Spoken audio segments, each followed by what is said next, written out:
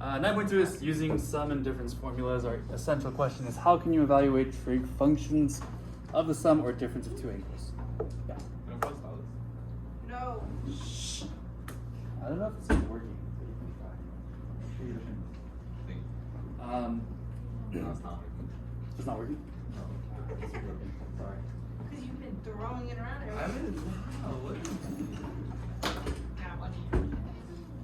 So basically what we're doing is we're taking a trig function and we're looking at two angles being either added together or subtracted from each other. So I could have sine of one angle plus another angle or a sine of one angle minus another angle. And we're going to be looking at that today. Our formulas are as follows. First formula is going to be sine A times cosine B plus cosine A times sine B. So basically what we're doing is we're taking sine, multiplying it by cosine, and then adding cosine times sine. And our difference formula is going to be almost identical. The difference formula is going to be the same pieces, so we're going to still have sine A cosine B, and we're going to have cosine A sine B. But what's the difference between these two equations? It's negative and positive? Yeah, one's negative, one's positive. So our sum formula has a plus sign in between, and our difference formula has a negative between, which makes sense, right? Yeah. So adding these together and subtracting. Again, when there's no symbol between my terms, I know that we are multiplying these. So multiplying sine and cosine here. Our sum and difference formula for cosine's a little bit tricky because our signs are actually backwards on these. Our sum formula uses subtraction and our difference formula uses addition, which is kind of confusing, but you don't have to memorize these because you guys can use your notes on all your stuff. So we have cosine A, cosine B, minus sine A, sine B. And again, we're using the same pieces in our difference formula. So we'll have cosine A, cosine B, plus sine A, sine B.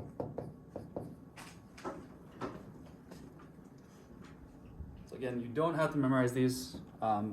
Before our test and before our quiz, I will make a reference sheet for you guys because I feel like it's nice to have it, and if you want to print it out at home and bring it to school for quiz and test days, it's nice to not have to switch between tabs, right? So I'll have a full list of equations and all the stuff that we're using for this chapter because it is a lot. Cool. All right. So today's notes are a little bit difficult, but in terms of the questions are long. I think we know how to do the math pretty well. We're all pretty comfortable with Pythagorean theorem, right? A squared plus B squared equals C squared. Solving for missing sides using Pythagorean theorem, not bad. Yep. We're all pretty familiar with our trig functions, like sine is opposite over hypotenuse. SOHCAHTOA. So what is hard about this is we're taking all of the stuff that we learned and putting it into one question.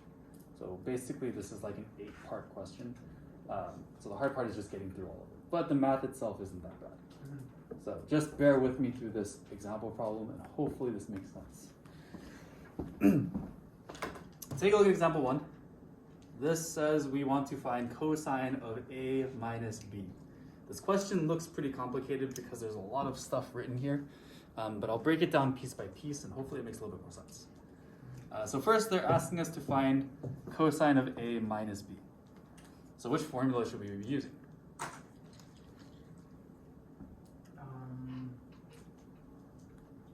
Cosine down? Yeah, cosine A minus B, right? They're looking for A minus B, so we're going to use the cosine A minus B equation.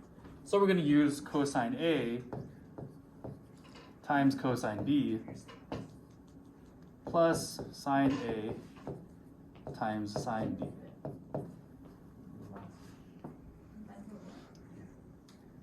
And there's kind of a lot of information given here, so let's break this down piece by piece.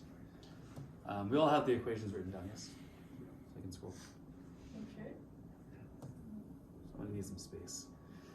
If you guys remember from back then, I gave you guys these quadrants and I told you that the signs are going to change depending on the quadrants. So if I'm between 0 and pi over 2, that means that we're in quadrant 1. If I'm between pi over 2 and pi, that means that we're in quadrant 2. If we're between pi and 3 pi over 2, that's quadrant 3. And then between that guy and 2 pi is quadrant 4. And depending on what quadrant is we're in, those are the signs that we're going to be using. So for right now, I'm going to kind of ignore the signs that are on my values. I'll explain why in a second. So first bit of information is that cosine A is -4 over 5. And it's between pi and 3 pi over 2. So what quadrant does this fall under? Well, you're funny. We're between pi and 3 pi over 2. Then we are between... 3. Yeah, so we're in quadrant 3, right? Does that make sense? No.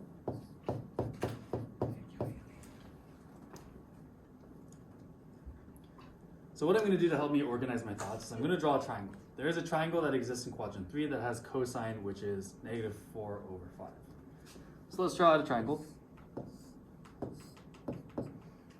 And I'm going to put my angle down here. Why? Just because it's easy. It doesn't really matter where I put my angle, but let's keep it consistent. We'll do the bottom corner. And then we'll call this triangle A.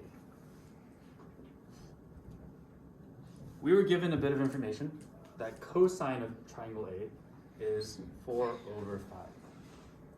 So remember that we have so, ka, and toa. Cosine is what over what? Adjacent over hypotenuse. So if this is my reference angle, then my adjacent side is going to be what number? 4. Because it's adjacent is 4 over the hypotenuse, which is 5. So the adjacent side is going to be 4. The hypotenuse is going to be 5.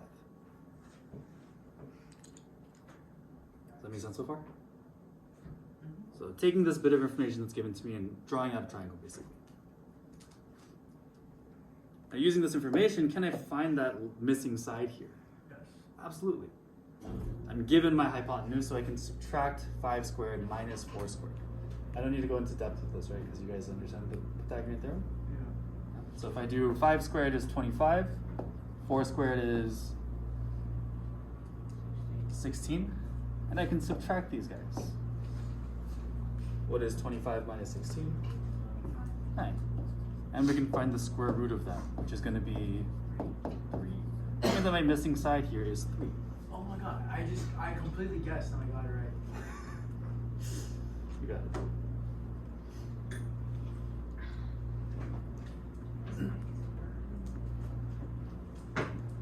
So this part is not bad, right?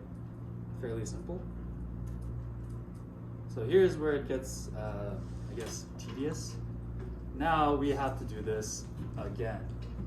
So we're going to take the next bit of information, which is this, and we're going to make another triangle and figure out that missing side.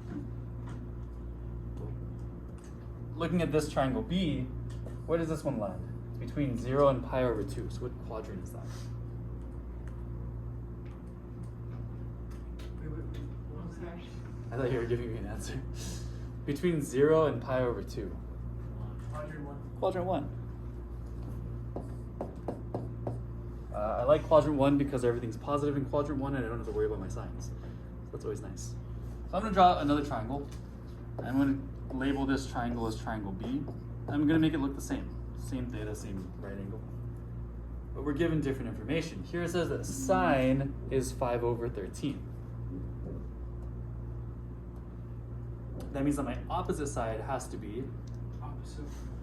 the opposite over hypotenuse, so my opposite is 5. And my hypotenuse is 13. Can we find this missing side?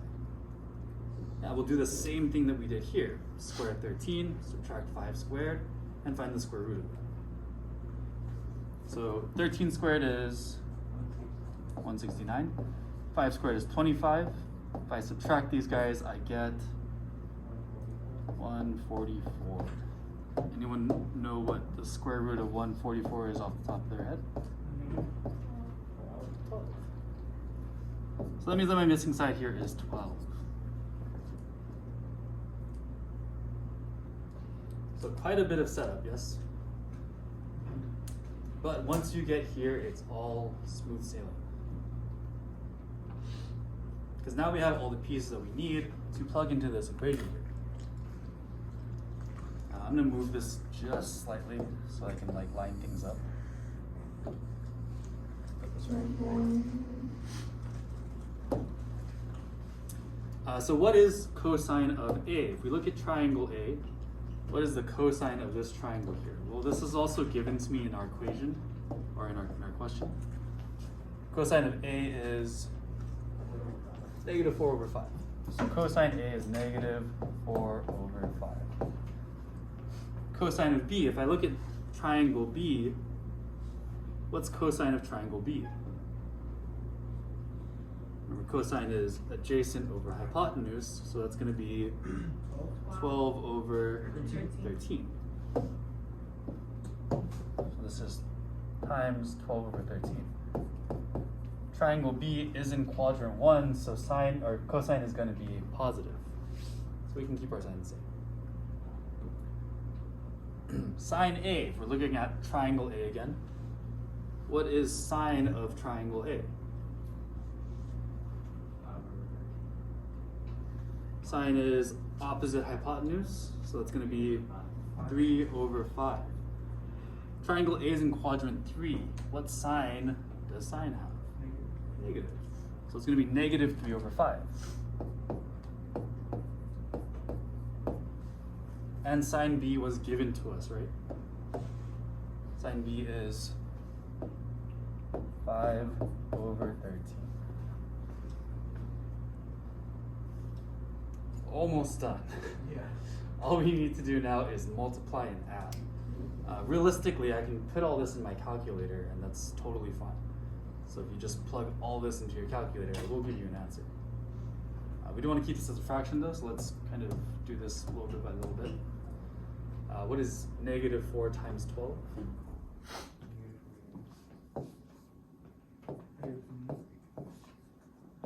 And 5 times 13? 65. And we're adding the other side. What is negative 3 times 5? Negative 15. Yep. And we have the same 5 times 13 again, so it's going to be 65 on the bottom. And whenever you do this, you should end up with the same denominator. So if you don't end up with the same denominator, double check your work, because typically you just have to add our numerators from here. So because we're adding fractions, we want common denominators. These are already the same, so we can add across. What is negative 48 plus negative 15? Negative 63. And our denominator stays the same. And we're done. With this problem, or we're done? We're done with this problem. Okay. We're only going to do one more problem, so hopefully this isn't too bad. But I understand that it is time consuming.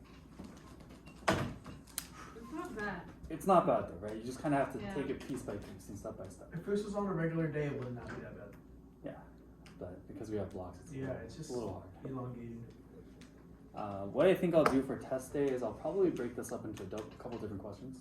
So maybe I'll have you find a missing side of a triangle, find a missing side of another triangle on 2 separate questions, and take those values in the 3rd question.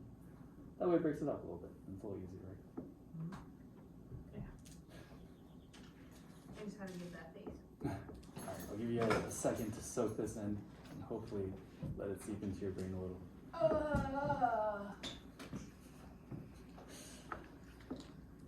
Alright, and let's try number 2. Oh my god. Matthew almost broke Gia. Do we need this on screen still? No. No, we're all good? Everyone's got it? Nice. Those are all folded. Really? I'm not honored. So let's look at the second one. I want to start this one for you guys. I want to see if we can do a little bit on our own. We got sine of a minus b. So what equation should I be using here?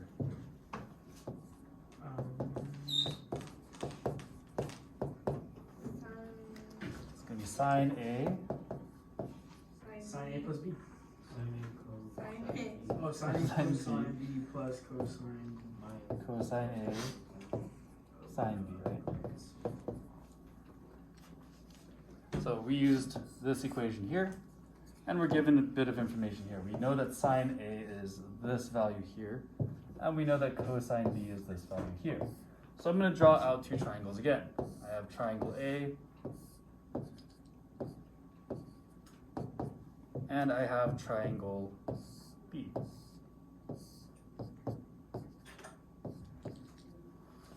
Look to the person next to you. Make eye contact with them, look deep into their eyes, and tell them, I want to do triangle A, you do triangle B.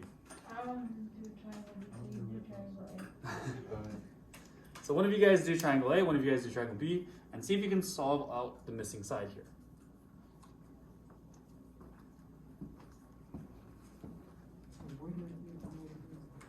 I'm afraid to drink water because then I'm gonna have to pee.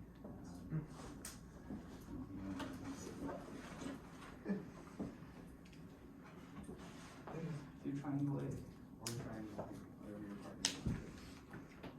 I'm gonna be right-handed. You do both of them. Oh. I'm just kidding. She said she wants to do B. I can't run out of stylus. Wait, I'll do B. You do C. I know. Oh wait, I'll run. I'm talking about these two triangles. There's like, Oh, like what? I'm so. You drew them, guys. I did draw them. Oh, so they're not in the problem? They are. What? Wait, I'm so confused. He drew the triangle.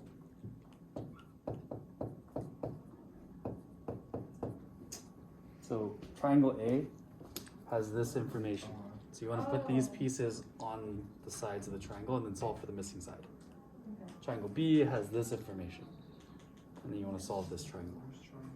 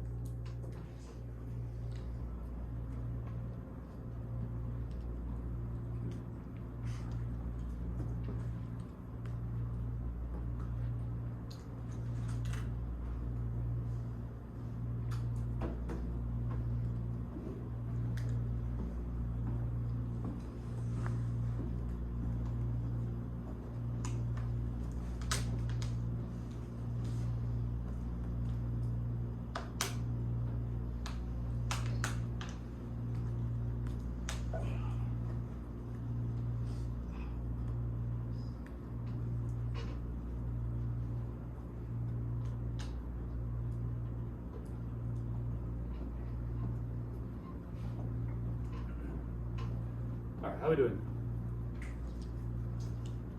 Eh. So? See a couple people getting in. So let's talk about it. Sine A tells me what? I have 8 over 17. And remember we have, so, whoops, yeah, and Toa. So if sine is 8 over 17, what's my opposite side going to be? Opposite of hypotenuse, so opposite is 8. And my hypotenuse is 17. And I can figure out what this missing side is by using Pythagorean theorem, right? 17 squared minus 8 squared. 17 squared is... 17 squared is 289. Minus 8 squared is 64. We end up getting I didn't do that. 225.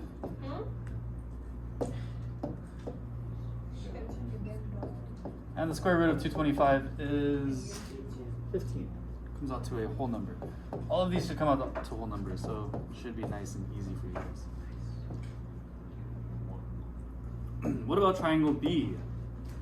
Triangle B, we have cosine is 24 over 25. Adjacent over hypotenuse. Adjacent over hypotenuse, so my adjacent side is 24. 24. And my hypotenuse is 25. And again, square these guys and subtract them. Same deal, right? So 25 squared is 625. 24 squared is 576. I think this comes out to 49.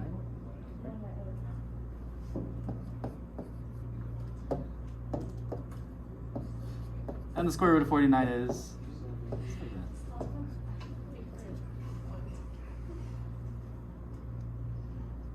We all understand this. Yeah. So let's plug everything in. The nice thing about this is sine A and cosine B are given to me right off the bat. Sorry, I forgot to identify quadrants. What quadrant is triangle A? 2. We're between 0 and pi over 2. Oh, 4. 1. 0 and pi over 2. 1. Puts me in quadrant 1. What about triangle B? That one is, what is that? Quadrant 3. Yeah, we're between pi and 3 pi over 2. So that puts us right in between here. So that's quadrant.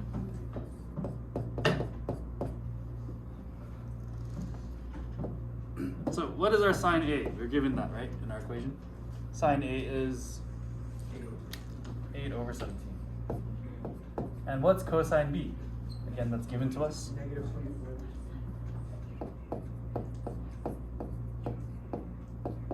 And we're adding together cosine of A. Cosine of A comes from this triangle. So cosine here is going to be 15 over 17. And sine B,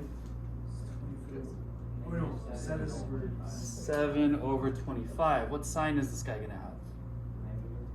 We are in quadrant 3, so sine is going to be negative. So it's going to be negative 7 over 25. And mostly calculator work from here. Negative 8 times negative 24. Negative 192. And 17 and 25 give me